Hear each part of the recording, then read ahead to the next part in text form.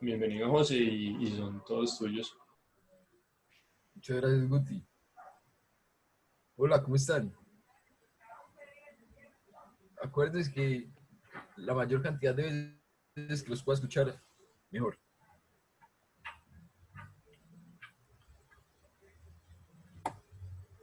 Buenas. Bien, todos. Buenas, José. Hola, Aquí hola, de ¿cómo pana en estás? la clase, aquí de pana. Bien, bien. Yo creo que, como dicen por ahí, hoy sí nos vamos de pérdida neuronal masiva. ¿Listos?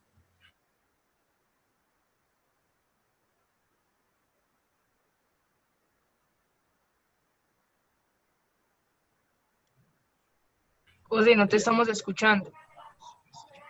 ay, eh, seguros. No me Sí, escuchan no, nada, yo sí te nada. estaba escuchando. Ya sí, ya sí. Estaba mentiroso. Ojo con eso. No, ya, sí me escuchan bien, por favor. Respóndame. Sí, Sí, súper sí. Sí, bien. man. Ah, bueno, gracias. Eh, entonces, ¿qué saben de cosmología? Cuéntenme. ¿Qué es la cosmología? ¿Con qué se come? Yo escucho opiniones.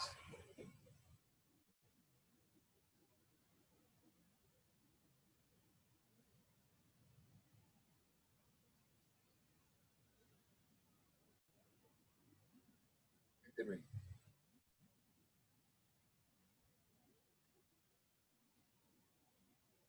Desconozco.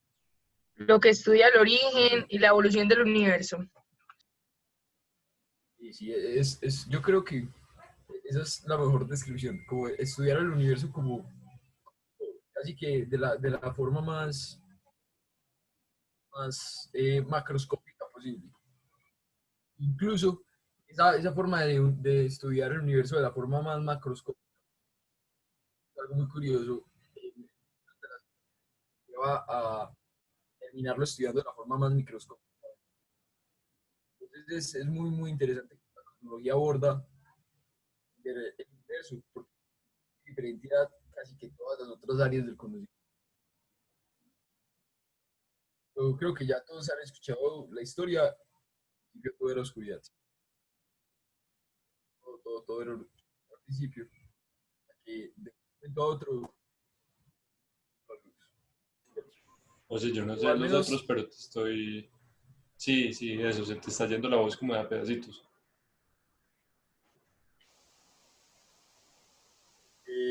ahí me escuchan mejor. Sí, hay mucho mejor. Listo. Gracias. ¿Qué me dicen? Entonces, continuando con la historia, era todo oscuridad y de repente se hizo la luz, ¿cierto? O al menos eso es lo que creemos hoy en día. El proceso sabemos que lleva Big Bang, algo relativamente en la ciencia entenderlo, haberlo llevado alguna vez. Pero la cosa es que uno cree que el Big Bang es algo muy poco matematizado. Había oscuridad y una gran explosión, una explosión un poquito a surgir cosas, la materia. Sin embargo, el, se me sigue yendo, desde que el internet está súper caído, Sí, se te entonces sigue voy yendo. a pasarme a los datos de mi celular.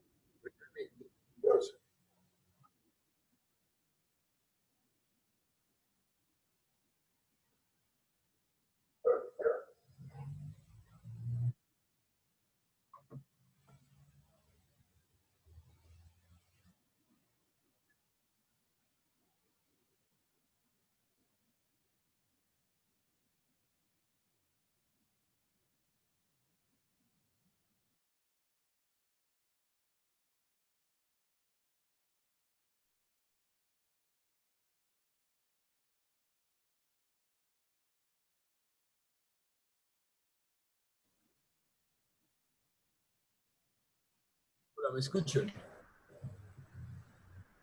Sí, sí, te escuchamos. Otra que podrías hacer, José, pues si esta no, o para que no te quemen los datos, no te da para conectarte desde el celular solamente para vos, con datos, porque el video se ve No, bien. no hay problema con los datos, Guti. No Ah, hay bueno. problema con los datos. Bueno. Porque es la plata.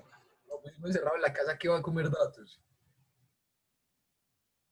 2 meses Sí, sin salir. verdad. Entonces, estábamos hablando de que en general, de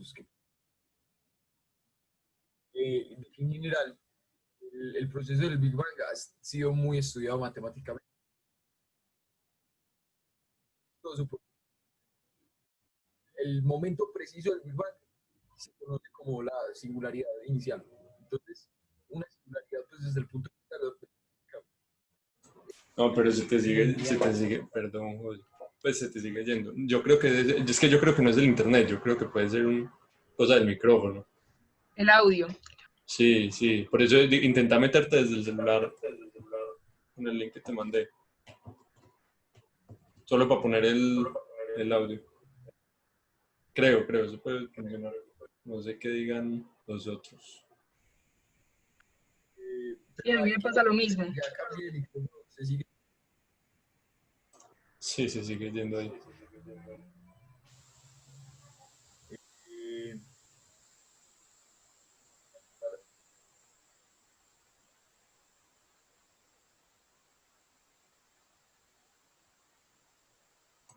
Algo, por ejemplo, ¿qué le hace para solucionar eso?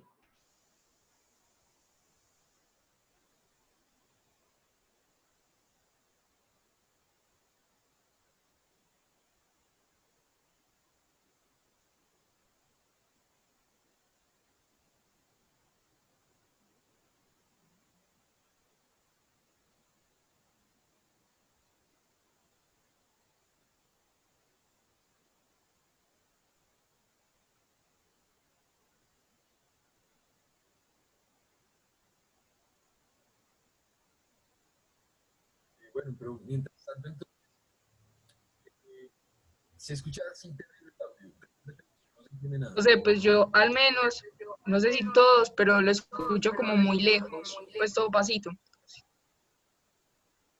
Un pasito.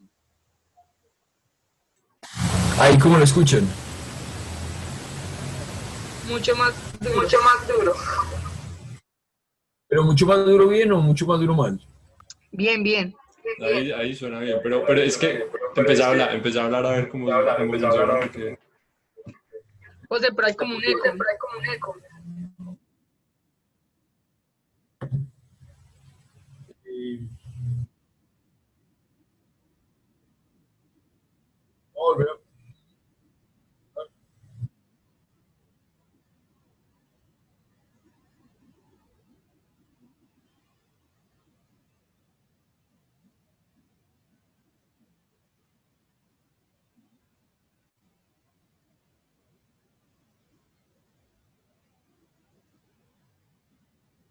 Me cuenta. Entonces, bueno, continuando la matemática del Big Bang, entonces tenemos la singularidad, que es un punto en el que no tenemos ni idea de qué pasa. Pero 10 a la menos 34 segundos, ya lo tenemos todo muy modelado. Muy, muy modelado. De hecho, nosotros tenemos una certeza muy alta de cómo tenía que ser la cantidad de materia y energía que había en el universo para que todo se comporte como lo está haciendo hasta el momento. En 10 a la menos 34 segundos después del Big Bang. Y pues me imagino que los que estuvieron en la clase pasada ya saben qué significa un 10 a la menos 34. Es coger un segundo y partirlo en 34, o sea, 10 a la 34 veces. O sea, es 0.34 veces corro el punto antes de llegar hasta el 1. Es un número demasiado chiquito. Y a partir de ahí, casi que las simulaciones de cómo tiene que funcionar el Big Bang funcionan perfecto. Entonces, es muy interesante que la matemática permita describir también cómo se comporta el universo justo después del Big Bang, pero en el Big Bang precisamente no hemos podido. Entonces, nosotros sabemos que todo surgió de la gran explosión. Después de la gran explosión, un poquito de historia yo creo que muy mal contada, todo se empezó a expandir a una velocidad absurda. De hecho, el radio del universo pasó de ser del orden de los centímetros o los milímetros a casi que el 50% del tamaño que tiene actualmente, el 50%, o sea, la mitad del tamaño actual del universo. ¿En cuánto creen? No sé, una hora, 20 minutos. ¿Cuánto le ponen? A ver, escriban por el chat.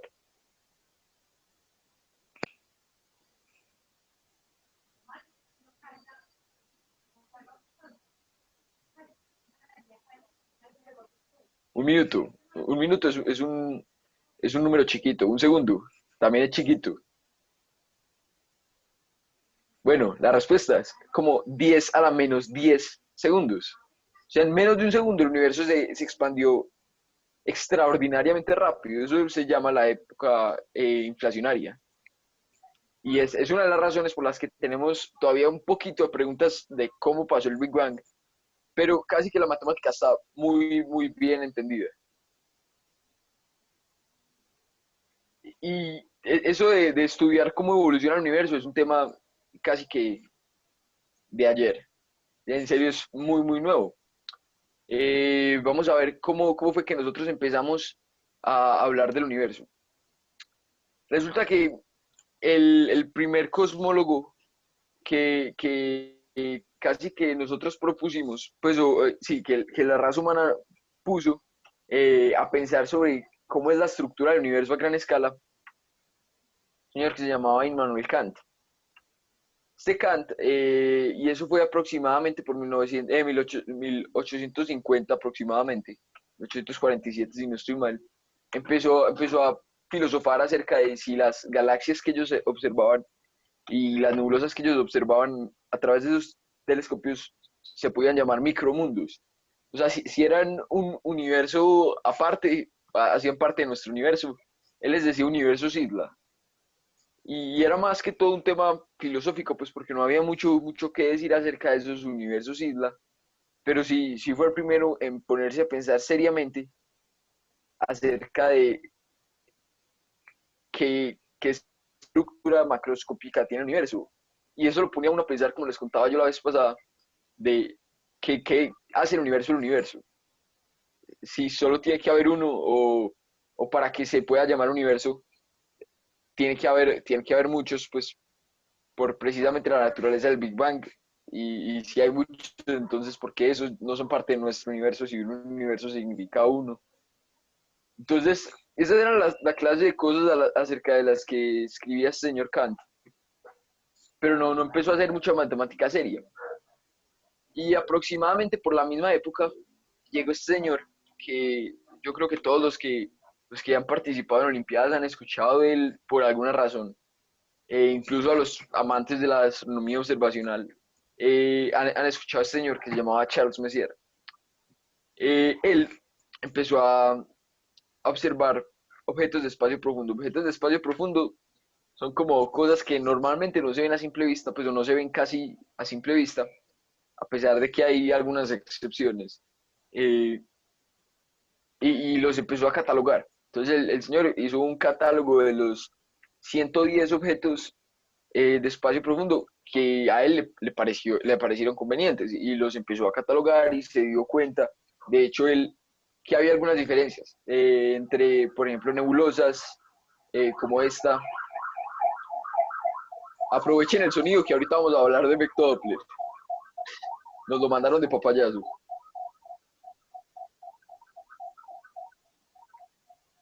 Listo. Entonces, nebulosas, cúmulos, galaxias, el señor ya empezaba a notar diferencias morfológicas entre esos objetos que él catalogó. Y esta es como una lista del compendio que él hizo. Me imagino que ustedes, muchos habrán visto esta, por ejemplo, es la nebulosa del Cangrejo. Para los que no sabían, está ubicada cerquita de Tauro, en uno de los cuernos. La nebulosa del anillo es muy famosa, es la que aparece en Cosmos, entonces yo creo que todos hemos visto el loguito. Eh, Estos son los pilares de la creación en la nebulosa del águila, si no estoy mal. Y esta es una de las que sí se puede ver a simple vista. De hecho, está en Orión, para que la busquen. Se puede ver y se ve aquí en un super telescopio ni nada. Incluso con unos binoculares uno puede ver cosas muy, muy interesantes acerca de algunos o de la mayoría de los objetos de Messier. Después tenemos a Huggins. Este señor Huggins se puso a observar el espectro de las galaxias. Y la clase pasada hubo una pregunta muy interesante que nos hizo pensar, o nos hizo mencionar qué era el espectro. ¿Quién me acuerda qué fue lo que dijimos acerca del espectro? Que creo que la clase pasada hablamos de las estrellas, pero que también sirve para catalogar galaxias. ¿Quién se acuerda? ¿Quién se le mide a decirnos qué es el espectro?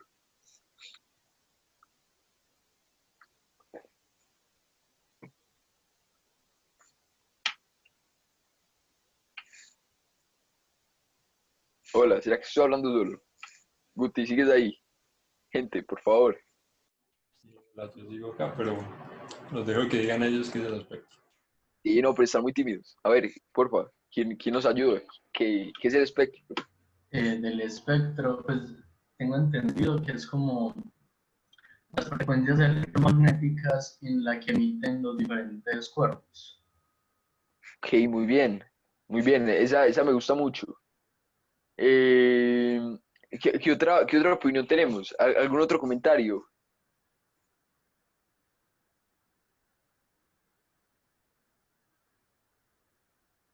No, ninguno. Bueno, pero sí, eso está muy bien. Todos los objetos emiten radiación y cada objeto, según los materiales de los que esté hecho, tiene una firmita. Y esa firma se puede ver en, en, cuando uno descompone la luz utilizando un prisma. Entonces lo que el señor Huggins hizo fue ponerse a observar esta galaxia, creo que es la del ojo de gato, si no estoy mal, y se puso a ver las firmas de los componentes que tenía, y eso es muy difícil de hacer experimentalmente. Uno puede hacer un espectroscopio y verle la firma, es un muy buen experimento, se lo recomiendo mucho, es muy entretenido. Entonces uno puede ponerse a ver de qué está hecho el Sol utilizando un espectroscopio literalmente hecho solo con un CD. Es muy, muy recomendado el experimento para que busquen cómo se hace un espectroscopio casero. Y pueden catalogar de qué están hechas las lámparas de la casa. Por cierto, todas las lámparas tienen una firma especial. Es muy curioso ponerse a ver por qué o qué hace que la lámpara de la cocina alumbre diferente y la firma sea diferente de la lámpara del comedor, por ejemplo. Pero para hacer para lograr filtrar la luz especialmente de una galaxia o de una nebulosa, como hizo Huggins, se necesita mucha instrumentación. Y es muy interesante porque casi que fue el precursor de un estudio profundo acerca de qué son las galaxias desde un punto de vista físico más que filosófico. Y después tenemos un tal señor Edwin Hubble, que es prácticamente el padre de la cosmología observacional. El señor tenía un telescopio un poquito más grande que el de allí. Era una cosa en serio muy grande. Incluso en Estados Unidos pusieron un observatorio en honor a él, que es uno de los observatorios más, más utilizados en este momento para astronomía e investigación de astronomía, creo que se llama el del Monte Palomar. Eh, el caso es que el señor Hubble le dio por hacer lo mismo que Huggins, pero a un nivel más arriba. Él cogió muchas galaxias y empezó a ver cómo era el espectro de las galaxias. Y empezó a mapear qué le pasaba a ese espectro. Ahorita vamos a ver por qué les pasa eso a las galaxias. Y se dio cuenta de que estaba pasando algo muy absurdo. Y que si uno las grafica, eso empieza a aparecerse una línea recta. Eso en matemáticas y en física da mucha información acerca de que un fenómeno lineal está pasando. Eso no es normal. Que uno coja una colección de puntos, casi que experimentales y que se ajusten así de bien a una línea recta, eso quiere decir que hay algo muy profundo detrás, muy, muy profundo detrás. Entonces, se imagina la sorpresa del señor Edwin Hubble cuando empezó a graficar y empezó a parecerse una línea recta. Y resulta que utilizando un poquito de física, que ahorita vamos a ver, el, el astrónomo se dio cuenta de que hay un fenómeno a gran escala muy interesante. Y es que todas las galaxias parecen estar en promedio alejándose de nosotros. Es casi que a uno le dijeran, si todo el mundo se está alejando de uno, o que tenemos el coronavirus y que las galaxias casi que están buscando tener distanciamiento social, o que somos el centro del universo. ¿Cuál de las dos, eh, cuál de las dos posiciones creen que es más extraña? Es muy raro, en serio, que todos los puntos en promedio se estén alejando de nosotros. E incluso, mucho más, que todos se estén alejando de nosotros siguiendo una línea casi recta. No, o sea, es en serio muy curioso. Incluso a muchos personajes de la física, sobre todo a los teóricos, les chocó mucho ese descubrimiento. Les tengo el ejemplo hoy de Einstein. Einstein para esa época ya había propuesto la teoría de la relatividad general, que es una ecuación así. No la tienen que entender al pie de la letra cada una, pero casi que lo que dice es modelar matemáticamente cómo se comporta la geometría del espacio-tiempo en presencia de masas. Eso es lo que dice la relatividad general. Entonces, el señor Einstein, que por cierto, con un poquito de creencias y a pesar de lo que le estaba diciendo la misma matemática, le metió un término que es muy famoso en cosmología, es este término lambda, para ajustar y que el universo fuera estático. Porque él decía, pues, nosotros no vemos claramente que el universo se esté acabando todos los días y parece que lleva aquí mucho tiempo, entonces es como que tiene que ser estático, más o menos. No obstante, entonces sale el señor Hubble a decir, vea, es que todo se está alejando de nosotros. Y eso casi que viola la apariencia del universo de ser un ente muy, muy estático. Entonces a Einstein le tocó ir al observatorio a ver que Hubble sí tenía razón o qué estaba pasando ahí, porque eso no se lo creía cualquiera. Incluso le costó mucho, mucho, mucho darse cuenta de que ese término lambda que había metido no iba a jugar el papel que él creyó que iba a jugar en las matemáticas. Y es históricamente uno de los errores matemáticos que casi que nos ha dado más gozo a la hora de estudiar la física, porque termina siendo que sí, ese término sí era necesario. Por otra razón, pero ese término sí era necesario.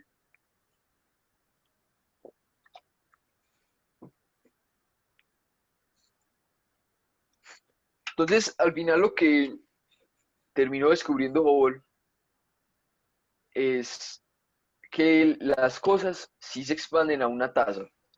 Todo se está expandiendo a una tasa. Entonces eso lo lleva a uno a pensar, como les contaba hace un segundito, si somos el centro del universo.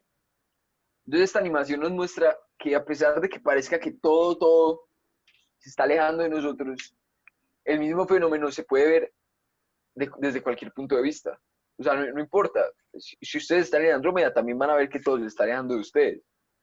Y en cualquier otro punto del universo, uno en promedio ve que todo se está alejando. Y que todo lo hace casi que a la misma tasa. Eso es muy curioso, porque casi que nos hace también preguntarnos, o es una de las respuestas para la pregunta de en qué punto sucedió el Big Bang. Y este razonamiento de que todos los puntos vean que todo se está alejando y que también se puede explicar y demostrar desde un punto de vista matemático, nos hace en serio pensar que el Big Bang pasó en todo el universo. O sea, que todos los puntos fueron el Big Bang.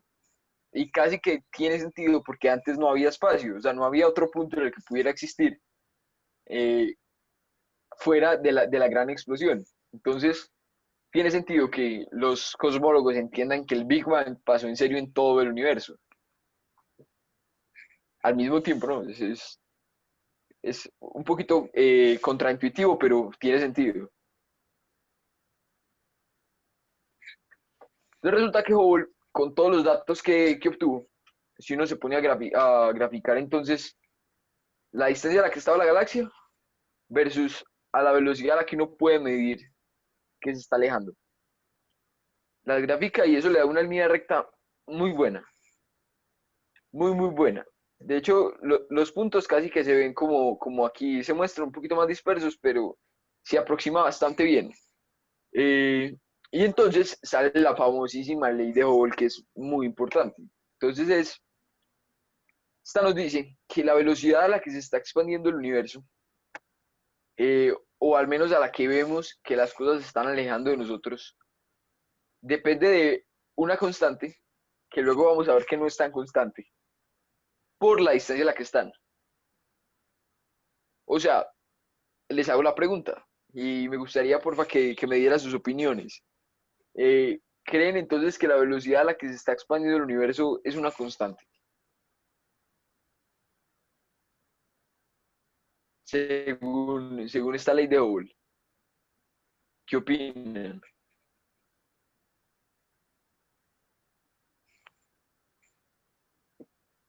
José, ¿puedes repetir porfa la pregunta? Claro que sí. ¿Será que, según esta ley de Hubble, la velocidad a la que se está expandiendo el universo es una constante? Pues no, porque todo está a distancias diferentes y eso depende también es de la distancia. O sea que no es constante. Pero según ese punto de vista, te hago la pregunta, ¿la frontera del universo toda está a la misma distancia, no?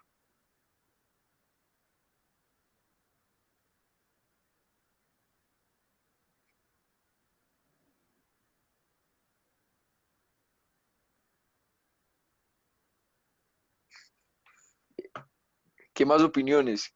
Quién más opina algo? A ver, somos 23. Escucho más opiniones.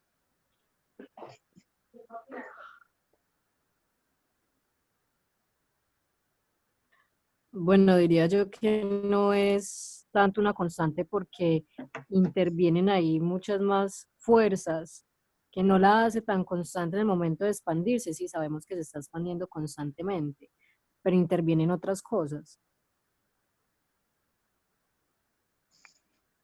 Entonces, para responder un poquito a la pregunta de si es una constante o no es una constante, resulta que es una constante instantánea. O sea, en este momento es constante para la misma distancia. Que Se la está constante de Hubble escuchando muy evolucione. entrecortado. ¿Seré yo o todos lo escuchan así? Sí, a mí me pasa lo mismo.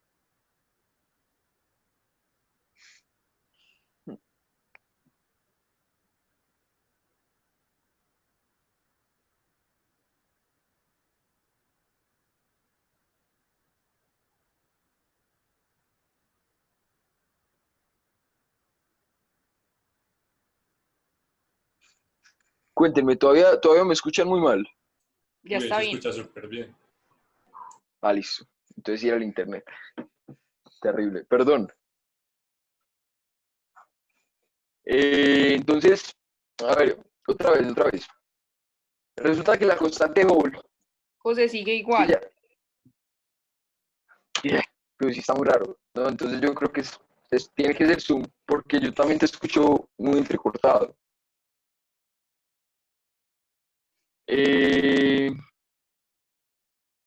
entonces por aquí continuamos, vamos a entenderlo un poquito. El SH, que como les contaba, antes le decían constante, y ahora el parámetro de Hubble, vale 71 kilómetros por segundo por megaparsecs. Entonces, es un poquito abstracto de entender de hacer el análisis dimensional de la constante, pero a ver, hagamos nuestro mejor esfuerzo. Primero, vale la pena mencionar que además de que la constante no sea constante por razones físicas, la constante ha tenido unos valores históricos muy diferentes, y es porque a pesar de que se llame la constante de Hubble y hoy en día uno diga la constante de Hubble por ahí en la calle y la mayor parte de la gente le responda algo entre 70 y 71, más o menos, lo más probable es que si uno hubiera preguntado a Hubble cuánto era su constante, no hubiera respondido 71, sino que nos hubiera respondido algo así como un poquito más de 600. Y eso es porque en serio es muy difícil de medirla. Uno sí se da cuenta ahí mismo de que es una cosa lineal, pero medir exactamente cuánto es la constante es algo muy teso. De hecho, para los que sepan un poquito de estadística, estas cosas de por aquí se llaman barras de error. Entonces eso nos dice qué tan certero fue la medida del experimento, o sea, o qué tanto más a partir de este valor puede ser la medida. Entonces vemos que el valor de Hubble estaba un poquito bien de precisión. Sin embargo, por aquí, o sea, estos dieron, esa constante es como positiva, de cero a infinito, porque en serio tenían unas barras de error inmensas. Y por aquí tenemos esta otra, que también tiene unas barras de error, pero después de 1960, que fue que empezamos a estudiar algo que ahorita vamos a ver, que spoiler se llama el fondo cósmico de microondas, vamos a tener unas herramientas muy buenas para medir la constante. Y la empezamos a acotar, hasta que hoy en día ya la mayor parte de los astrónomos coinciden en que es más o menos 70, 71. Y ahora sí, analicemos las unidades. Entonces nos dice, kilómetros por segundo. Kilómetros por segundo es una velocidad, ¿cierto? Cada megaparsec. Entonces, si nosotros en la ecuación que teníamos ahorita para la ley de Hubble, nos pusiéramos a pensar en qué unidades tiene que estar esta distancia para que la velocidad nos dé en kilómetros por segundo, no es sino ver que si le multiplicamos aquí por algo que tiene que ver con megaparsecs, los megaparsecs se van a cancelar y quedamos con una velocidad en términos de kilómetros por segundo. Pero también puede ser que simplemente hagamos el tratamiento de unidades correctamente y que logremos dejar la constante de Hubble. ¿En qué pasa si ponemos estos megaparsecs, por ejemplo, en kilómetros? ¿En qué unidades queda? Cuéntenme.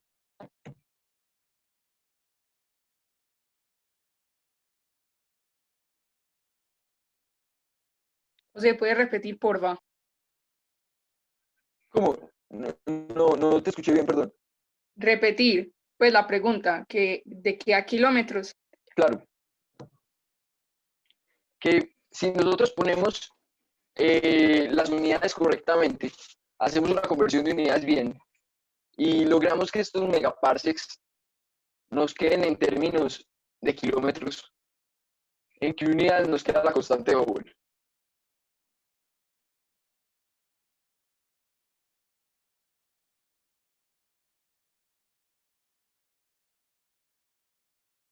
Ah, está fácil, ¿cierto? Si ponemos esto en kilómetros, obviamente pues el valor de la constante va a cambiar. Pero si Segundos ponemos no. en kilómetros, los megaparsecs se nos van a cancelar y nos va a quedar no segundos, sino 1 sobre segundos. Por cierto, ¿saben cómo le llaman en el bajo mundo de la física a 1 sobre segundos? Hertz. Muy bien, a 1 sobre segundos le dicen en el mundo de la farándula hertz. Entonces, es una frecuencia. Es también muy curioso que uno pueda interpretar ese parámetro de Hubble como la frecuencia del universo. Y vamos a ver en un momentico que tiene sentido.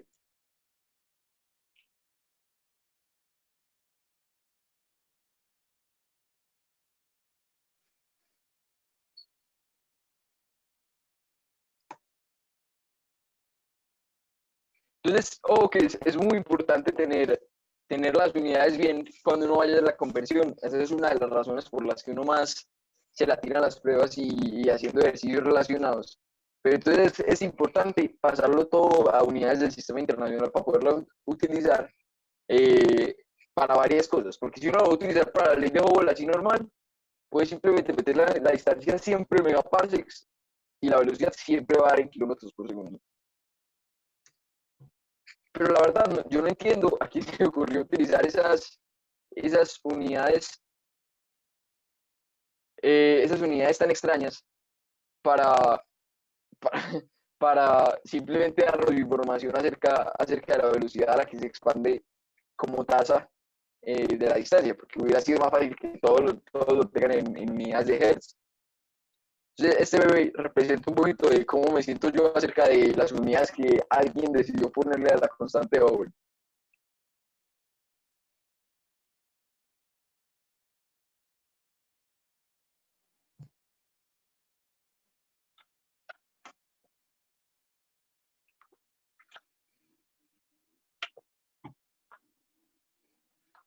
Ahora vamos a ver, eso, estaba esperando a que alguien respondiera, a que alguien reaccionara al meme. Si no reaccionan, creo que me quedé solo, porque la idea de los memes es que en serio hagan la clase un poquito más entretenida.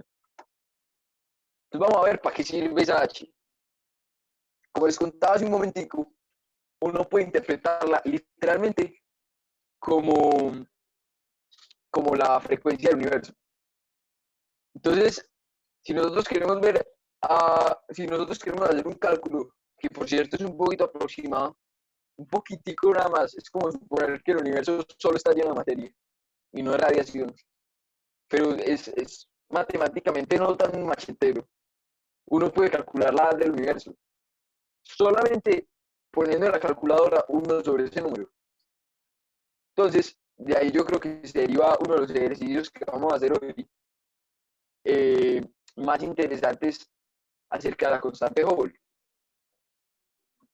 Entonces, si uno tiene 8 dulces, regaló 4 y se comió 2, podemos calcular la constante del universo, ¿cierto? Si les parece, eh, damos 5 minuticos para que lo hagan ustedes y después lo resolvemos entre todos. Si quieren me van escribiendo por aquí por interno las respuestas de lo que les va dando, ¿les parece? ¿Todos de acuerdo? Dale. Listo. Por ejemplo, ahí te sonó muchísimo mejor. Ahí te escuchamos muchísimo Muchas mejor. gracias. Sería muy bueno que me vayan dando retroalimentación acerca de cómo está sonando, porque no sé por qué está sonando mal. Sí, Voy ahí a por intentar ejemplo, solucionarlo mientras tanto. perfecto, gracias.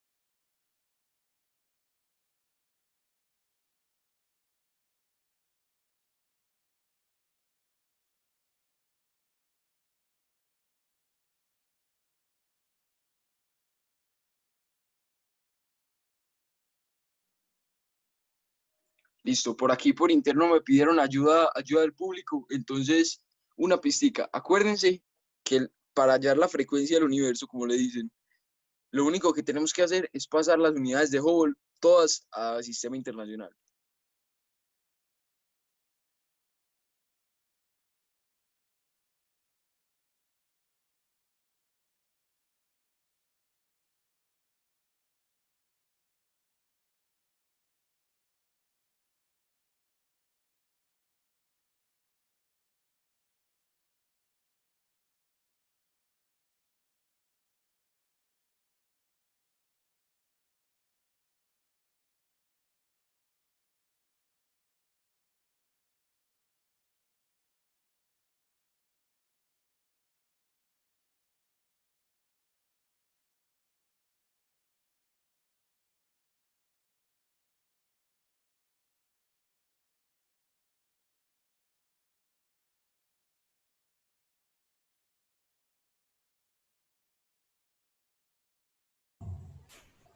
Hola, ¿cómo están? Ahí, ¿cómo me escuchan? José, sigue hablando a ver.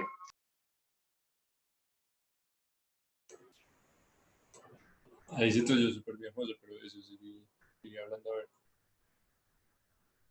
Y ya había un poquito de eco.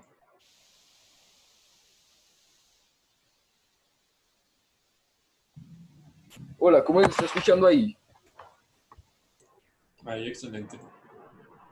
Vamos a ver, imposible pues porque me cambié de computador y todo. Si sigue sonando mal, ya es cosa de la CIA que no quiere que estudiemos cómo empezó el universo, pues.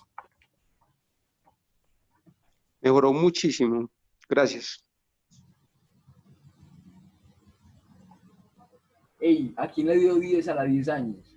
Súper bien, súper bien. Valeria, muy bien. ¿Cómo van? ¿Cómo van? Cuéntenme. Los otros. Es tarea botada, ¿cierto? Ok.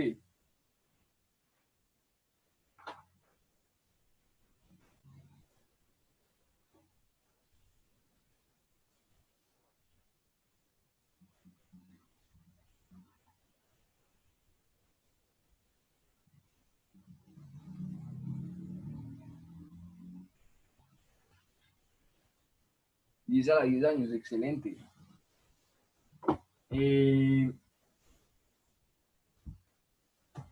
Entonces, hagamos una encuestica. Porfa, por el chat, escríbame quiénes quieren que resolvamos el ejercicio o si ya les quedó clarísimo cómo lo hicieron, porque ya veo muchas respuestas positivas, muchas respuestas bien. Entonces, cuéntenme si creen que es necesario que resolvamos el ejercicio o, o no. Los escucho, los escucho. Eso es un asunto democrático.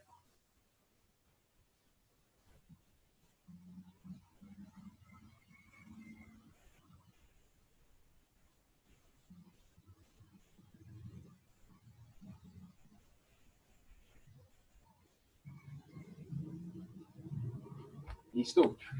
El poder del pueblo hablado. Entonces, para resolverlo, vamos a empezar utilizando la constante de Hubble. Entonces, habíamos dicho que la constante de Hubble, H0, es aproximadamente 71, que habíamos dicho que era kilómetros por segundo por megaparsec, ¿cierto?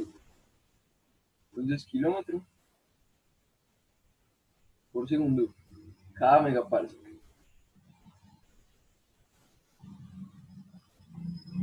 Súper. Ahora, lo único que tenemos que hacer entonces, como les comentaba, poner esto en unidades del sistema internacional, porque si no, no hay nada.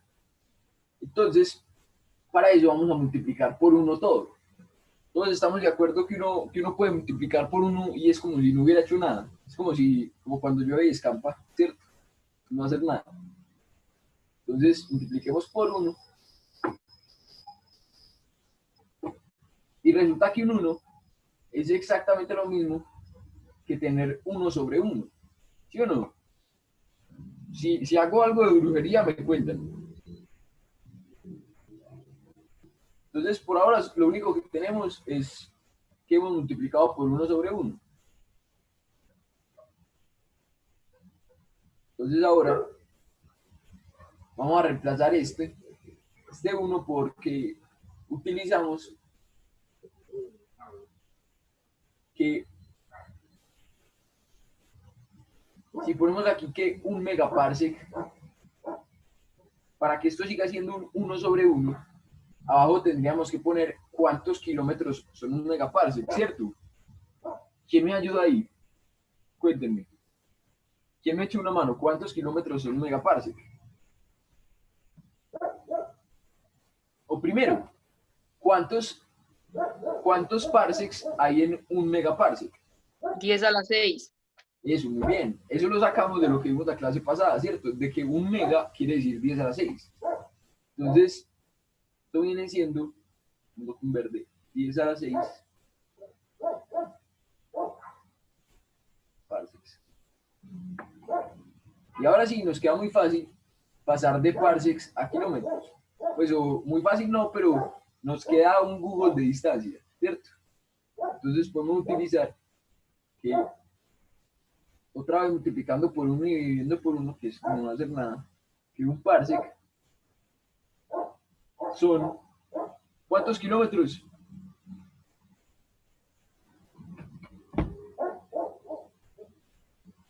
Pues 3.6 años luz. 3.26. No, pero de una vez a kilómetros, porque no damos más vueltas.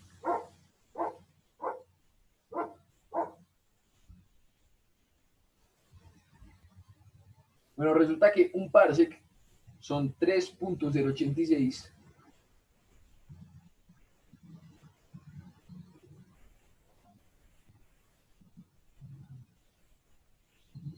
por 10 a la 13 kilómetros, ¿cierto? Eso nos lo diría Google. Y ahora estamos a un bazucazo matemático de distancia. Tomamos nuestra bazuca matemática y matamos a parsec con parsec, pum, pum. Matamos a megaparsec con megaparsec. Y podemos matar a 1 kilómetros con 1 kilómetros. Entonces nos va a quedar, ahora sin esas unidades raras, que estos son 71 dividido 10 a la 6.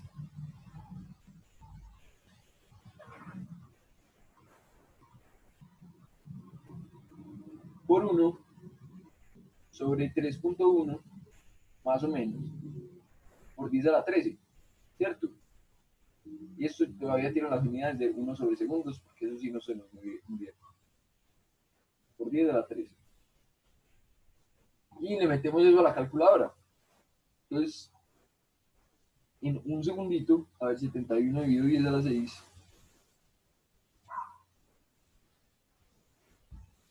Por 1 sobre 3.1 por 10 a la 13. Nos da 2.29 por 10 a la menos 18.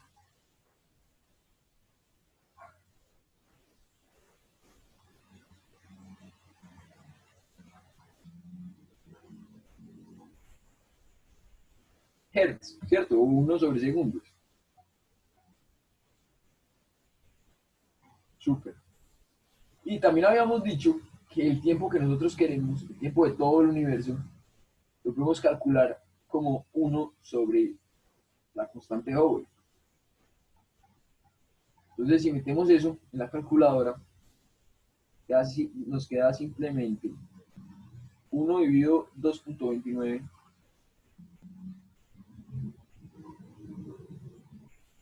por 10 a la menos 18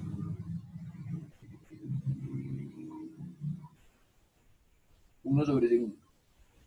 Si ustedes utilizan la ley de extremos y medios, o como le dicen en el bajo mundo, la ley de la oreja, esto va a quedar segundos arriba y nos da el dato de 4.37 por 10 a la 17.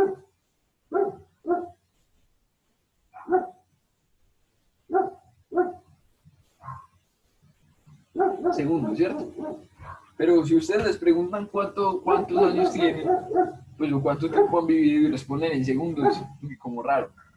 Es como las mamás que terminan respondiendo que el bebé tiene 24 meses. No digan a mí que 24 meses, tiene 2 años. Entonces vamos a dar esto en alguna unidad que podamos entender, que sea comestible. Y para eso utilizamos otra vez multiplicar por 1 y dividir por 1. Entonces 4.37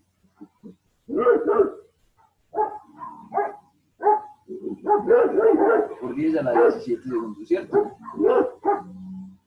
Y a ver, multipliquemos por 1. Podemos utilizar que un año tiene, ¿cuántos? 325 días, ¿cierto? Y los bisiestos me dirán por ahí, bueno, 365.25 días y ahí los cuadramos.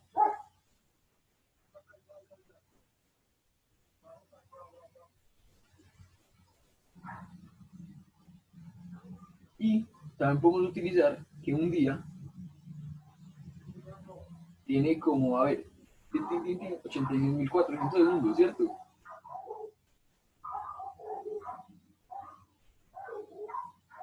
Entonces, es obvio cuando uno se sabe la tabla del 3600, ¿cierto?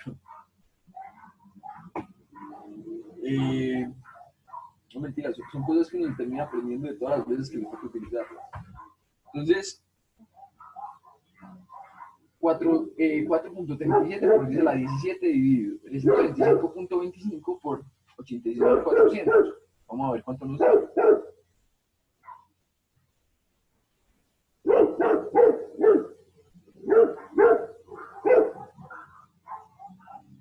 Y voilà, nos da que la edad del universo son 1.38 por 10 a la 10 años.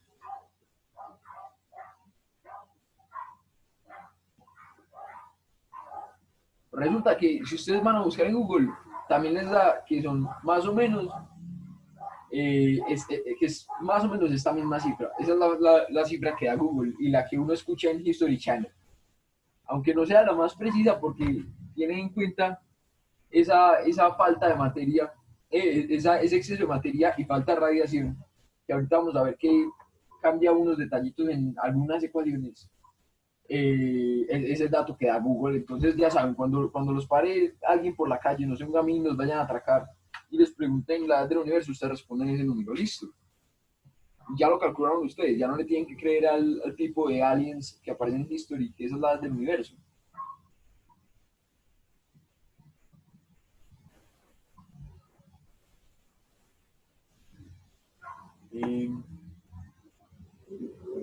Yo un rato sin cámara, qué pena. Bueno, muchachos, hablándoles sin cámara. Entonces podemos seguir a ver qué más nos trae la presentación hoy. Y vamos a acordarnos entonces del Redshift. ¿Quién ha escuchado algo del Redshift? O al menos eso fue lo que utilizó el señor Hubble para sus medidas. Pero ¿quién ha escuchado algo del Redshift? Cuéntenme.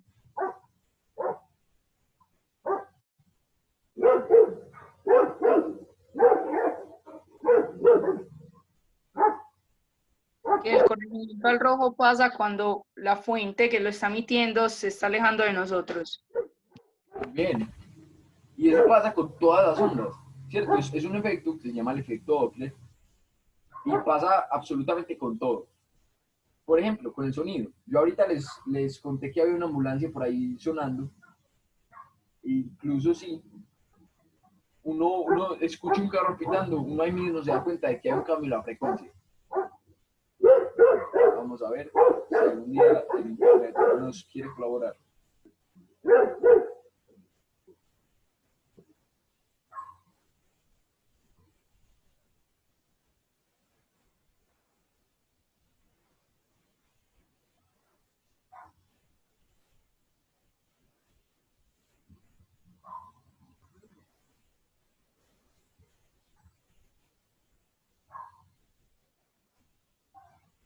tengo muteado, regálame un segundo.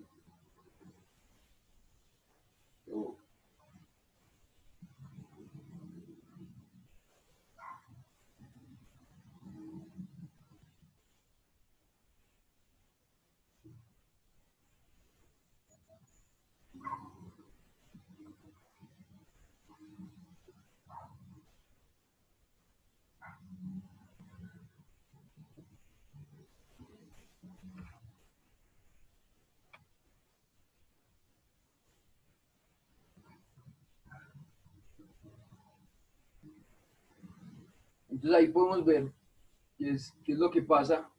Pues o al menos ya todos me imagino que habrán tenido la experiencia de escuchar un carro pasar con esa sirena, que se escucha mucho más agudo al principio y después se vuelve muy grave. Ese es el efecto Doppler. Ahora resulta que el efecto Doppler no únicamente pasa con el sonido, sino que también pasa con otro tipo de ondas, por ejemplo las ondas lumínicas. Y eso es lo que hace que nosotros percibamos el color dependiendo de si se está alejando, si se está alejando, si se está acercando. Con el caso de las galaxias, ya vimos que todas las galaxias tienden a alejarse. Eso quiere decir que todas las galaxias tienden a tirarse al rojo o a volverse un poquito más rojas. Es por eso que el redshift se llama redshift. Entonces, esta es una mini ecuacioncita de cómo podríamos utilizar el redshift. ¿Cómo podríamos calcularlo? Solamente utilizar la longitud de onda a la que nosotros percibimos que nos llega la información sobre la longitud de onda a la que fue emitida la información, menos un 1, y ya. Y resulta que, precisamente por efectos de física, ese redshift puede ser aproximado también como la velocidad de la onda, la velocidad de la fuente sobre la velocidad de la onda. En este caso estamos hablando de luz, entonces la velocidad de la luz. Resulta que ese aproximado de la física mecánica no es tan aproximado, pero es un gran aproximado que hace la teoría de la relatividad, pues o ese gran aproximación se siente mucho con la teoría de la relatividad especial, porque nos dice la teoría de la relatividad especial que las longitudes también cambian cuando uno se mueve a velocidades muy parecidas a la de la luz. Entonces, si la velocidad de la fuente es casi el 20% de la velocidad de la luz, ahí se empieza a notar que sí es un machetazo feo. Pero a velocidades un poquito bajitas, como a la misma distancia a la que normalmente se hacen los ejercicios de cosmología, solo basta con utilizar esa ecuación tan sencilla que es redshift por la velocidad de la luz y nos da la velocidad a la que se está moviendo la fuente.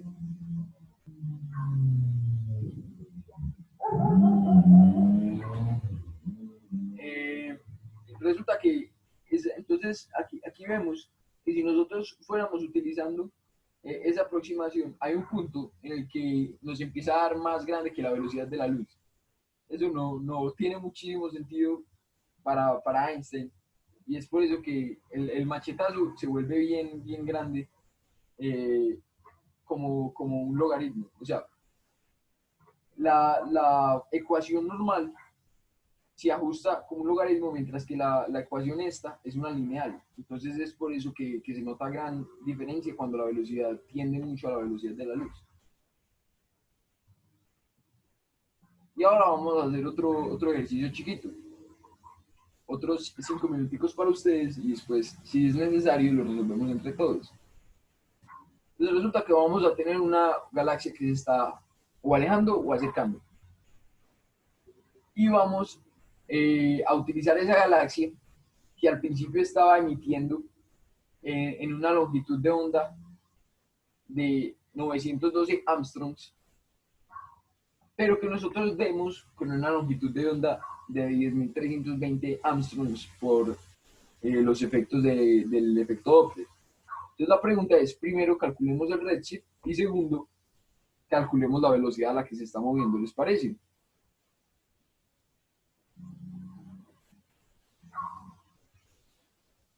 Si tienen cualquier pregunta, me la hacen por interno, les voy respondiendo. Y yo creo que en 5 minuticos vamos a ver si es necesario que lo respondamos entre todos.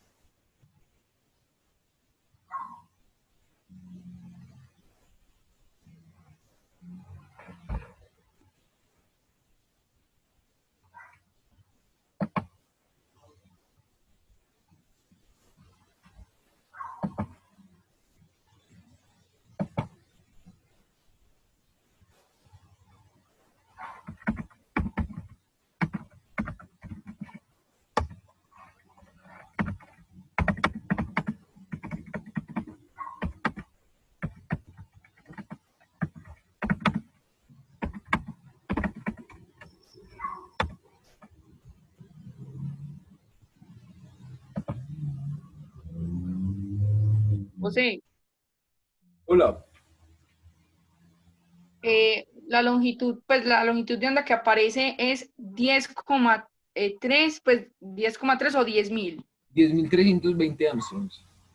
Ah, listo, dale.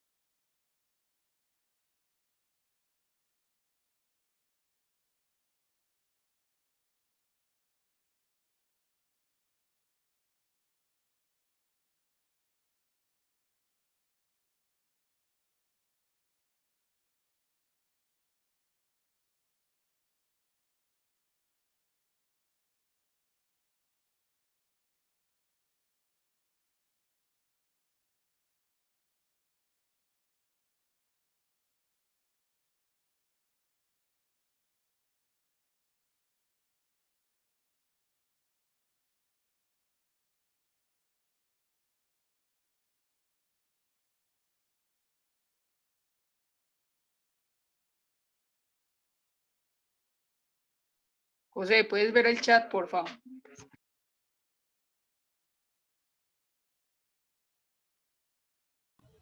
Sí, Sam. Sí, esa es la respuesta. Muy bien.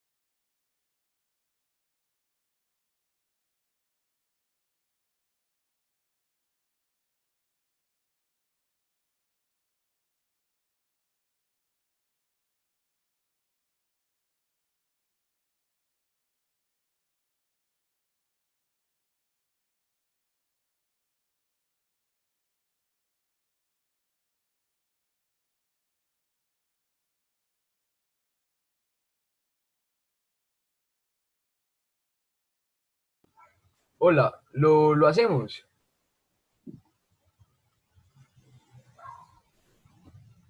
Entonces, en un segundito voy a abrir por aquí el tablero. Regálame un segundo. Eh,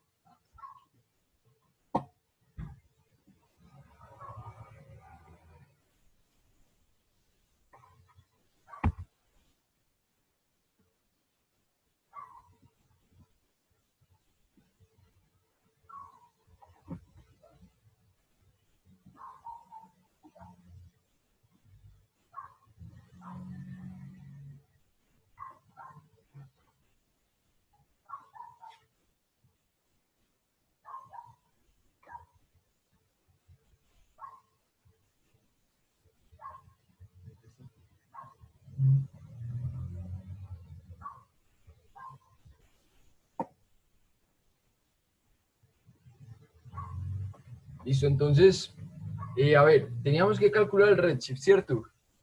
Entonces, el redshift es simplemente eh, la longitud de onda final, o sea, a la que nosotros observamos, ¿cierto?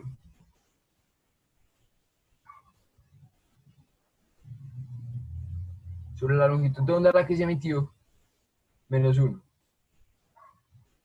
Entonces, si hacemos la cuenta, la longitud de onda final era en cuánto? 10.000, ¿cierto?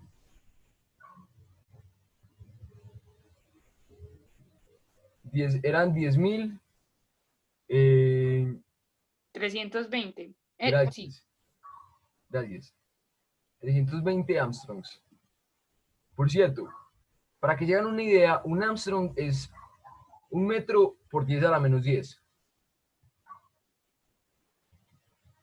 ¿Y a qué longitud de onda lo emitieron? 912 Armstrongs. Gracias. Entonces, sobre 912 Armstrongs,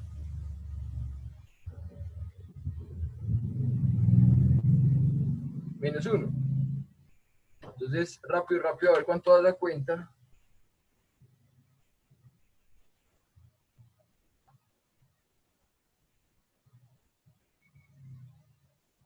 Y esto nos da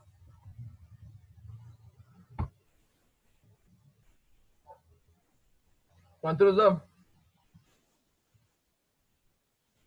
10.31.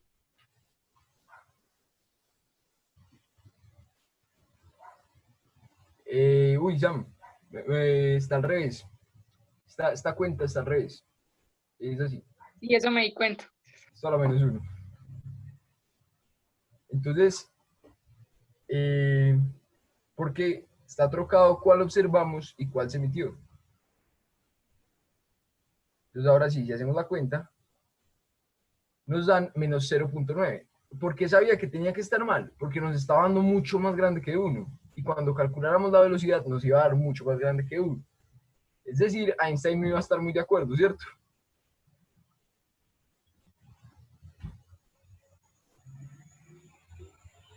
Menos 0.91. Ese es el redshift. Entonces, para la velocidad solamente coger ese redshift y multiplicarlo por la velocidad de la luz, ¿cierto? Que es 3 por 10 a la 8 metros por segundo. Por cierto, noten que el redshift no tiene unidades. Entonces, si multiplicamos esto por 3 por 10 a la 8, nos dan menos 273.5 por 10 a la 6. ¿Qué unidades? Simplemente en la que metimos la unidad de la velocidad de la luz, es decir, metros por segundo.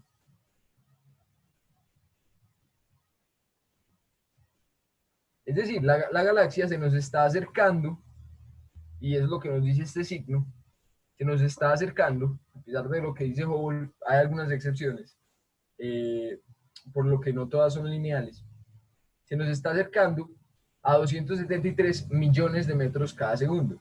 Un poquito rápido, ¿cierto?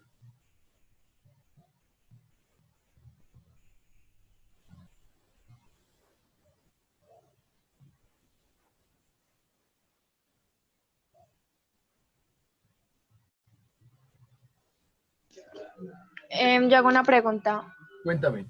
sino que en la diapositiva anterior en la que mostraste la fórmula, yo había visto que se dividía entre la velocidad de la luz, entonces ahí lo multiplicaste. No, ¿Por al qué? revés. ¿Tuviste? Ya te voy a mostrar. Tuviste la ecuación que no estaba despejada para el redshift. Pero como aquí queríamos despejar la velocidad, pasamos la velocidad de la luz. Entonces queda velocidad de la luz por el redshift es igual a la velocidad de la fuente. ¿Sí quedó claro? Ah, sí, entiendo, gracias. Dale, con gusto. Entonces, para tener un sentido de cómo se expande el universo y para que las unidades no se nos vuelvan una locura, porque utilizando las unidades sí salen cosas medio malucas, los cosmólogos empezaron a inventar unas unidades que se llaman coordenadas comóviles. ¿Para qué son las coordenadas comóviles? Para que mientras el universo se expande no se nos vaya a cambiar la ubicación sí, las coordenadas X, Y, Z de todas las galaxias, sino que se mantengan y que lo que se amplíe sea como la malla, como se muestra como muestran los globos. Y esas coordenadas comóviles las podemos calcular como 1 sobre Z más 1. Es muy fácil. ¿Todo claro hasta ahí? Pues entonces A es las coordenadas comóviles. Ajá, exactamente.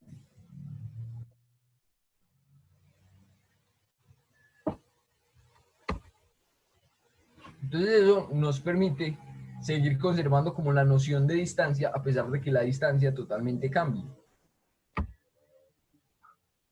Ahora, si uno hace una mezcla entre la ley de Hubble y el redshift, nos da la siguiente ecuación, que aproximadamente la distancia de cualquier galaxia la podemos calcular como la velocidad de la luz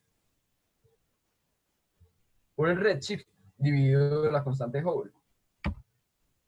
Entonces, no creo que nos vaya a dar mucho tiempo a hacer el ejercicio, pero para los que quieran de tarea, esto es muy bueno, por ejemplo. ¿Por qué está bueno?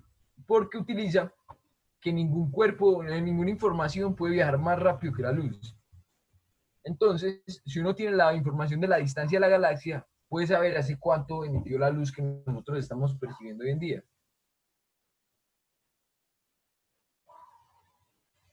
¿Se entendió cómo hay que hacer el ejercicio? Pues, ¿cómo sería el patrón para resolver esta clase de ejercicios? Pues entonces, con la distancia que nos da, tenemos que hacer como comparar como que cuánto se demora la luz en recorrer esa distancia y esa sería nuestra respuesta. Exactamente, porque la velocidad de la luz es una constante. Bien, entonces, coges la velocidad a la que te dio, coges la velocidad de la luz y la divides por esa velocidad y ese te da el tiempo. José, una pregunta.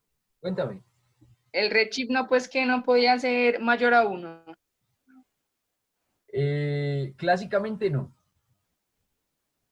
No obstante, como te digo, como estamos utilizando una aproximación, si la galaxia está muy lejos, el redshift sí va a dar mayor que 1. ¿Sí, sí queda claro por qué?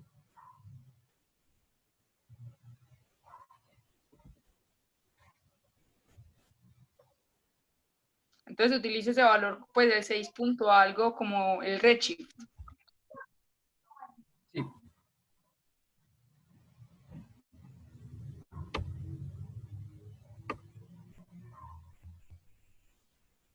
Bueno, entonces, ahora ya que vimos los fundamentos más básicos acerca de cosmología, vamos ahora sí a pensar en lo que se piensa en cosmología. ¿Cómo es que evoluciona el universo? La parte seria del tratamiento matemático. Entonces, si uno quiere hablar de qué le pasa al universo, primero tiene que pensar en qué le pasa a la energía del universo, ¿cierto? Todo está en términos de energía, ¿sí o qué? Resulta que más fácil que hablar de energía, se habla de la entropía, que es el nivel de desorden. Eso nos daría una idea un poquito aproximada de, no de qué tanto desorden, porque eso es una interpretación muy difícil de coger de la entropía, sino más fácil de qué tan junta está toda la energía. Entonces vemos que en el Big Bang toda la energía estaba muy junta. Entonces la entropía era muy chiquita.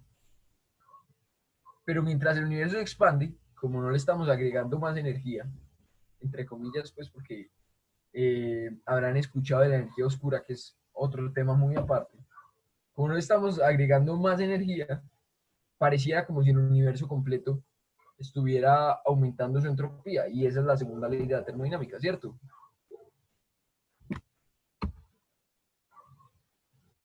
Entonces resulta que en cosmología se suelen utilizar unas unidades que son muy útiles para hacer cálculos, pero que la verdad me siguen pareciendo terribles, y son básicamente el uso de C igual 1 y H barra igual 1, o sea, dos unidades fundamentales para el universo igual a 1, y entonces eso empieza a dar unas unidades súper raras. Todo casi que en términos de energía, por eso es que es tan importante hablar de la energía. Por ejemplo, este meme es muy bueno porque si nosotros ponemos C igual 1 y H barra igual 1, uno puede calcular el tiempo y eso le dan unidades de 1 sobre energía. Esos electronvoltios son, por cierto, una unidad de energía. Y como tenemos que hablar de densidad, entonces aprovechemos a hablar de las densidades de todos los componentes del universo. Resulta que si nosotros nos ponemos a ver, hoy en día el universo tiene una composición como esta. El 72% del universo no tenemos ni la más mínima idea.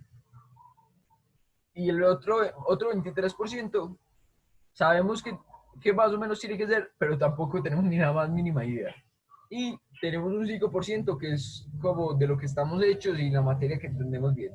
De hecho, no entendemos gran parte de la materia que los compone. Y de toda la materia, o sea, de este 25%,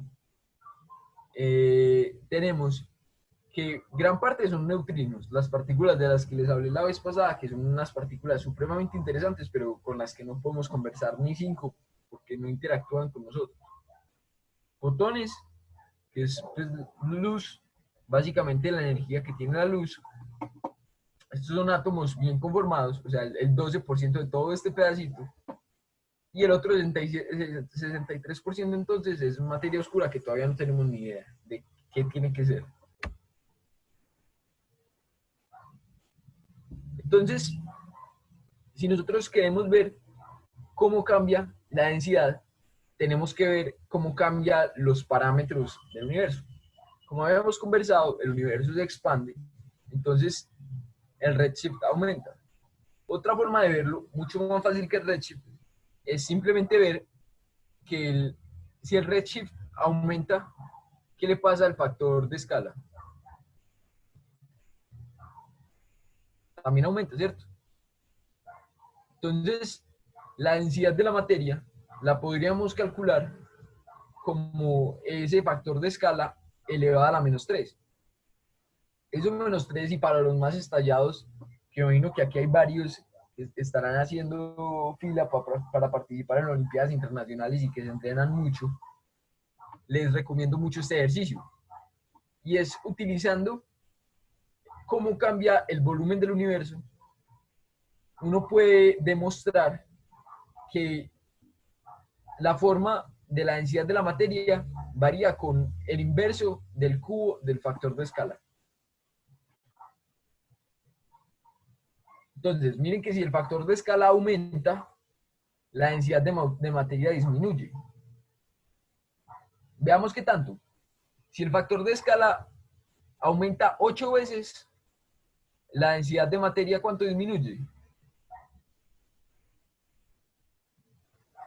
1/2, ¿cierto? Porque 8, la raíz cúbica de 8 es 2. Y 2 a la -1 es 0.5, entonces eso es lo que le pasa a la densidad de la materia. Entonces, muy recomendado ese ejercicio. Utiliza que la densidad de materia es m por c al cuadrado, que es básicamente la ecuación de Einstein que todos hemos visto alguna vez, por el número de partículas de materia que hay. ¿Tiene sentido? No me creen, más o menos. Quieren hacer la demostración. Cuéntenme. Entonces n es el número de partículas. Así es, n es el número de partículas. Pero por el montón de problemas técnicos que tuvimos, no creo que nos dé tiempo de hacerlo por aquí. Sin embargo, si quieren, por el chat les voy a mandar mi correo para que me escriban los que necesiten o quieran preguntarme cualquier cosa al respecto, de una súper a la orden con lo que necesiten. Si tienen alguna duda, si quieren hacer el ejercicio, los mando. Bueno, de forma similar, y esto es por otro motivo, más allá que el volumen, y tiene que ver con que el redshift también cambia la longitud de onda de las ondas de luz. La densidad de la radiación del universo varía como a la -4. Este varía como, háganse de cuenta que es un igual. Ya, nos están trayendo a domicilio por aquí a mi casa una demostración en vivo del efecto Doppler. Entonces, háganse de cuenta que este proporcional es lo mismo que decir un igual a la -4 por una constante.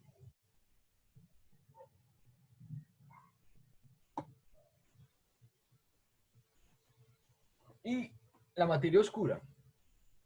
Resulta que la materia oscura, para que el universo se comporte como vemos con la ley de Hubble, no puede variar con la densidad. Esa es una constante. Entonces, lo que decimos es que la materia oscura es constante en la composición del universo.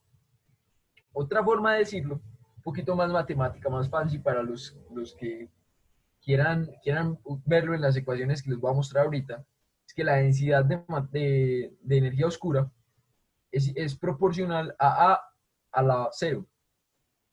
Es decir, la densidad de energía oscura es una constante. Entonces, utilizando todos los datos observacionales que tenemos, nos damos cuenta de la composición del universo. Es 74% energía oscura, 22% materia oscura aproximadamente, y el 4.2% que viene de la materia que sí conocemos bien. Obviamente, a nosotros nos gustaría tener una forma de hablar como de proporciones, o sea, como de porcentajes, porque es mucho más sencillo decir que todo tiene que sumar 1, que la densidad de radiación, más la densidad de materia, más la densidad de la vaina que se metió Einstein en la ecuación para que le funcionara, que se llama lambda, más la densidad de materia oscura. Y resulta que eso es muy interesante porque esta lambda que metió Einstein en la ecuación resultó casi que de chiripazo dando cuenta del efecto de esta energía oscura en las ecuaciones que modelan cómo funciona el universo.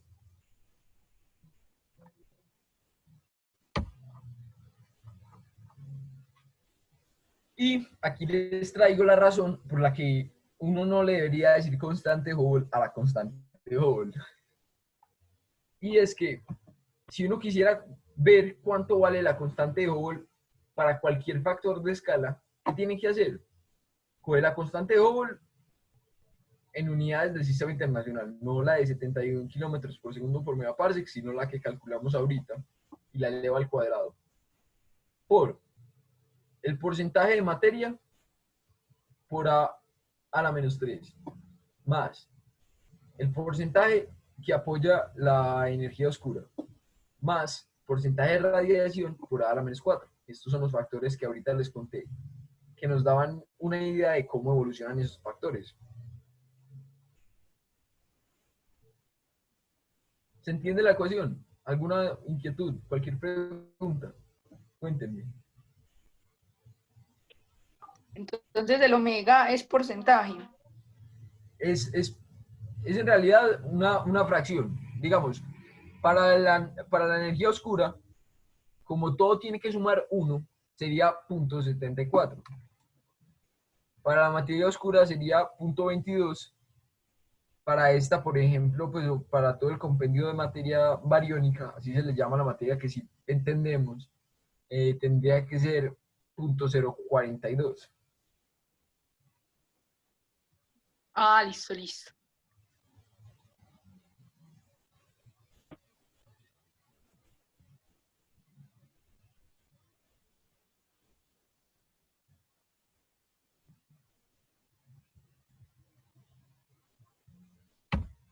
Listo.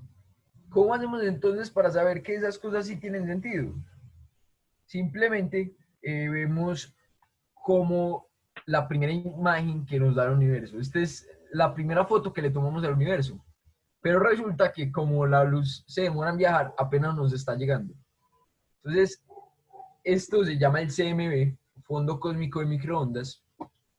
Y ven en la imagen cómo hemos mejorado muchísimo en la resolución y las mediciones que tenemos acerca de él.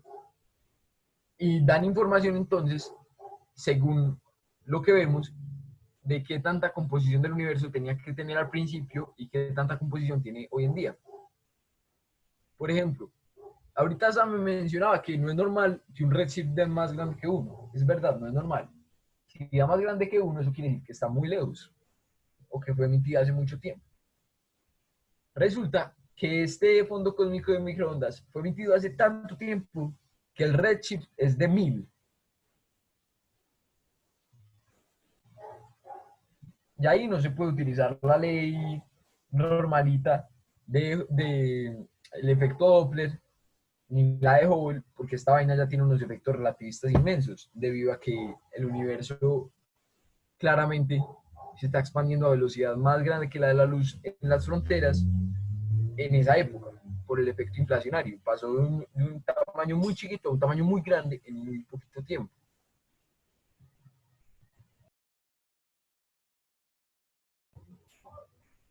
Entonces, con esto podemos ver cómo es en efecto la composición y cómo ha venido evolucionando la composición de cada uno de esos componentes conforme evoluciona la edad del universo. Y resulta que la temperatura también evoluciona. Entonces, si uno quisiera calcular la temperatura en cualquier punto, pues en cualquier momento de tiempo, solamente sería utilizar esta ecuación. Y es que la relación de las temperaturas es igual a la relación de los factores de escala. Digo, es inversamente proporcional a la relación de los factores de escala. Entonces, a los más estallados los invito a que calculen a qué temperatura estaba el Big Bang. ¿Cómo hacemos? Ya les dije cuál era el redshift del Big Bang. Y resulta que la temperatura que nosotros podemos ver o medir al menos del fondo cósmico de microondas es de 2.73 kelvins. Eso es muy importante utilizar kelvins porque los centígrados lastimosamente no son parte del sistema internacional y si uno mete ahí centígrados se le vuelve un despelote todo. Y esta sería una gráfica de cómo vemos que evoluciona entonces esa temperatura.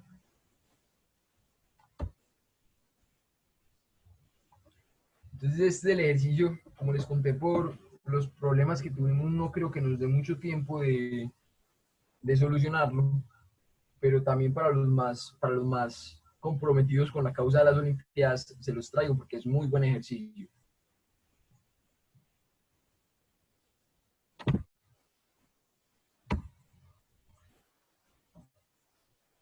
Y pasamos, ya entrando al final de la conferencia, a ver qué forma tiene el universo. Esa es otra de las ramas de estudio de la cosmología y es supremamente interesante. Porque en serio es muy difícil ver qué forma tiene el universo. Casi que todas las observaciones que uno puede hacer sin tener en cuenta el fondo cósmico de microondas se pueden explicar teniendo en cuenta que el universo es una dona, literalmente. Solo que a escalas muy chiquitas lo vemos como un plano. Pues al menos no notamos que es una dona, pero todo se podría explicar perfectamente si suponemos que el universo es una dona. No obstante, la cosmología tiene formas de, entre comillas, verificar qué forma tiene el universo. Y eso lo hace utilizando algo que vamos a ver en un segundito que se llama densidad crítica. Entonces, resulta que hay un factor que se llama el factor de curvatura, que por cierto aparece en la ecuación famosísima de la relatividad general de Einstein. Y es que sería la curvatura igual a -1 si tiene el universo una forma como de silla de montar. Así se llama esta forma. Si es perfectamente plana, decimos que la curvatura del universo es 0, obviamente. Y entonces aquí viene lo interesante, denominamos la densidad actual del universo como la densidad crítica. Así se define la densidad crítica. Y si la densidad del universo es más grande que esa densidad crítica, el universo sería como un globito y entonces tendría curvatura positiva. Ahora resulta que si nosotros nos vamos a ver qué forma tiene el fondo cósmico de microondas, resulta que el universo tiene forma perfectamente plana, es impresionante. Y esta es una de las cosas que a mí más me sorprende. Resulta que la posibilidad matemática de que el universo tenga la configuración plana que tiene es la misma que si uno coge un lápiz, lo deja caer sobre la mesa con la punta de para abajo y el lápiz cae y se queda parado. Es una posibilidad increíblemente baja de que el universo tenga la forma que tiene. Y es curvatura, si les preguntan, 0, absolutamente 0. Entonces es muy curioso porque el universo en serio es plano totalmente, a pesar de lo improbable que es eso. Y eso lo que nos quiere decir es que la densidad del universo es en efecto la densidad crítica, que nos dice que todas las cosas están perfectamente balanceadas, perfectamente planas. Es decir, la fuerza que le hace la energía oscura al universo casi que se compensa utilizando la densidad de la radiación y la densidad de la materia. Entonces, ya tienen una idea de qué es la densidad crítica. Ahora la pregunta es, ¿cómo la calculamos? Es muy sencillo. Si uno quiere calcular qué densidad tiene el universo para dar cuenta de las observaciones que tenemos hoy en día, es simplemente utilizar esta relación, donde H es la constante de Hubble en el momento en el que uno la quiera. Es decir, si quieren calcular la densidad del universo hoy, ponen la constante de Hubble hoy. Si quieren calcular la densidad del universo cuando el factor de escala es 30, entonces utilizan H con la relación que les mostraba ahorita, de H cuadrado es igual a H0 cuadrado por la relación de los factores de escala y de las proporciones, que les dé A igual 30. Entonces es súper sencillo. Pero, sin embargo, es una fórmula muy útil y se puede demostrar incluso, los que estén interesados, un día que tengamos más tiempo por los problemas que tuvimos hoy, me escriben, hacemos una reunión, les explico cómo se puede demostrar que en efecto esa es la densidad del universo solo utilizando mecánica clásica. Entonces, en serio, es muy sencillo demostrar esa ecuación. Y por último, una ecuación, mejor dicho, no es una ecuación, como tengo ahí, es la ecuación, que es la ecuación de Friedman-Robertson-Walker.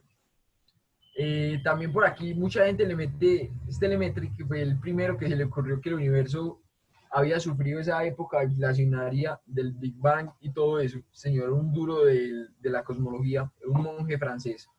Y aunque suene muy raro, el primero que propuso que el universo había empezado en un Big Bang fue un monje.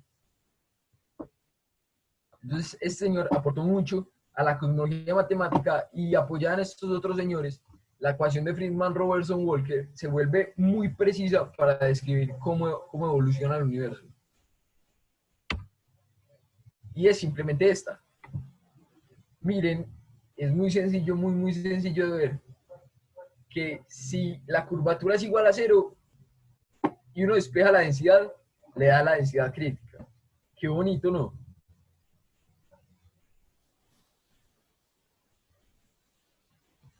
¿Sí lo ven? Pasa 3 a multiplicar, esta a dividir, 8pi a dividir y quedamos con la densidad crítica si k igual a 0.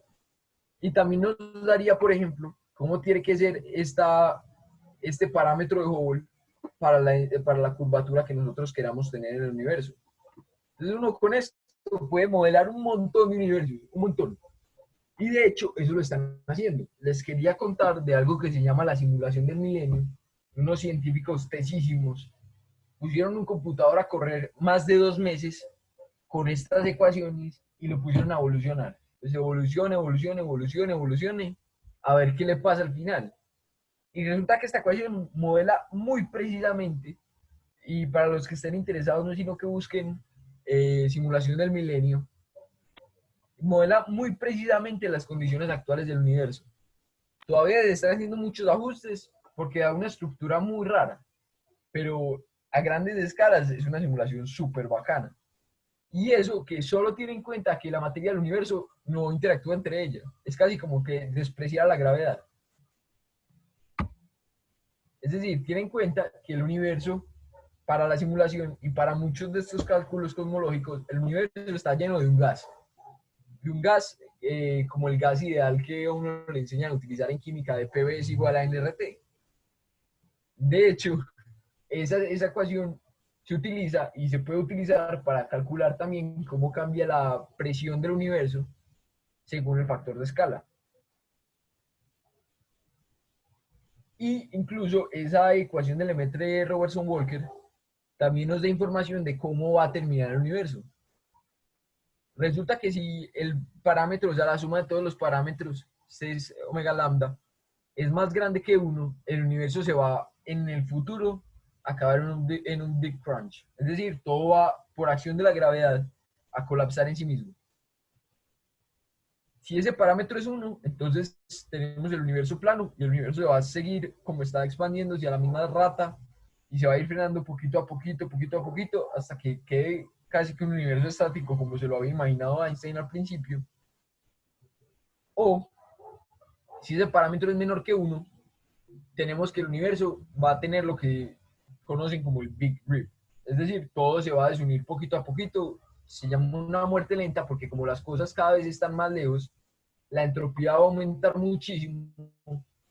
Es decir, va a haber menos energía por unidad de espacio y entonces todo se va a ir soltando poquito a poquito. La muerte lenta del universo. Incluso, y esto es una de las razones por las que se ganaron un Nobel hace muy poquito estudiando el fondo cósmico de microondas, se dieron cuenta de que parece que la constante de Hubble no es tan lineal como dice la ley de Hubble, sino que también, utilizando unas estrellas muy especiales que se llaman candelas estándar, esta gente se está dando cuenta de que el universo se está expandiendo aceleradamente, no como linealmente lo propuso Hubble. Pero pues ese descubrimiento es en serio muy nuevo. Eso de parte de la frontera de la cosmología. Y por aquí les traigo esta simulación, utilizando la simulación del milenio de la estructura que tiene el universo. Y resulta que también hace muy poquito unos científicos se pusieron a medir la velocidad y la dirección de todas las galaxias que nos rodean, que están en nuestro vecindario, y pueden simular que la estructura a gran escala del universo es como se parece a esta. De hecho, a esta estructura que vamos a ver, ese supercúmulo de galaxias, se le conoce como la Niaquea, es nuestro hogar intergaláctico. Les voy a poner el video porque es súper bueno.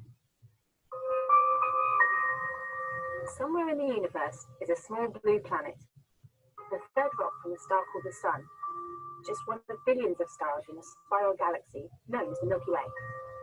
But where in the universe is the Milky Way? A team of scientists gathered data on more than 8,000 of the galaxies that surround us.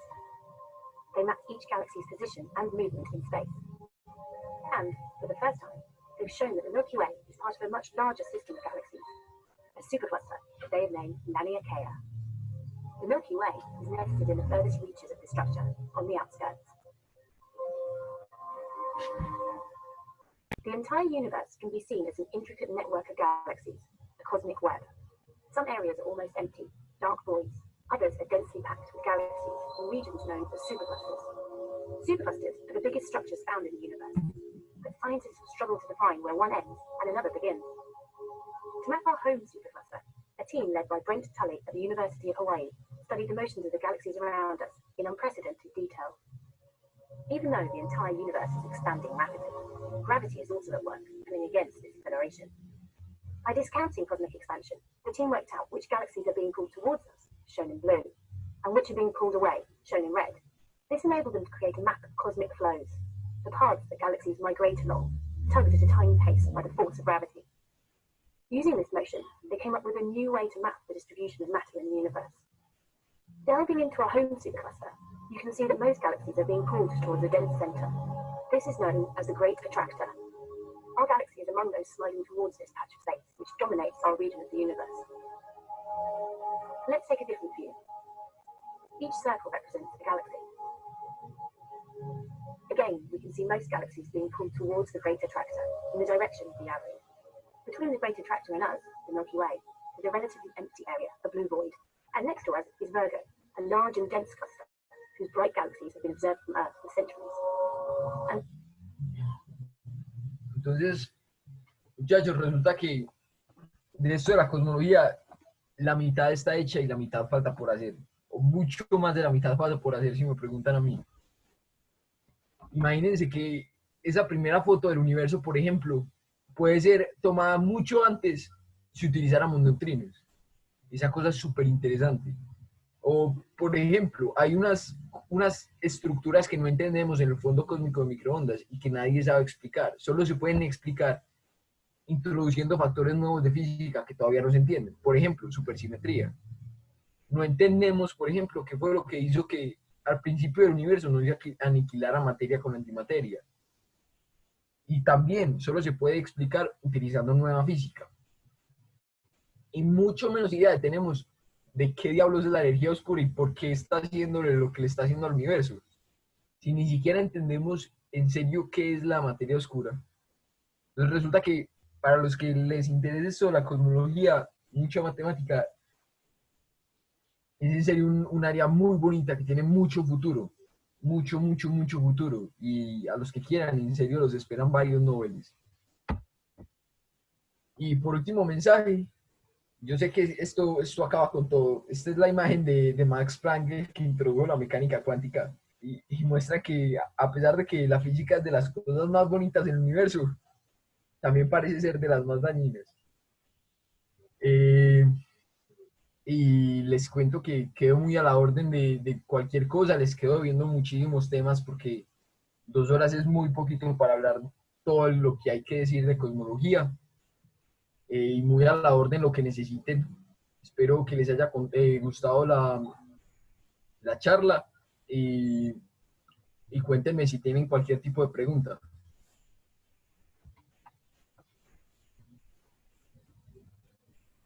José, ¿nos podrías pasar la presentación?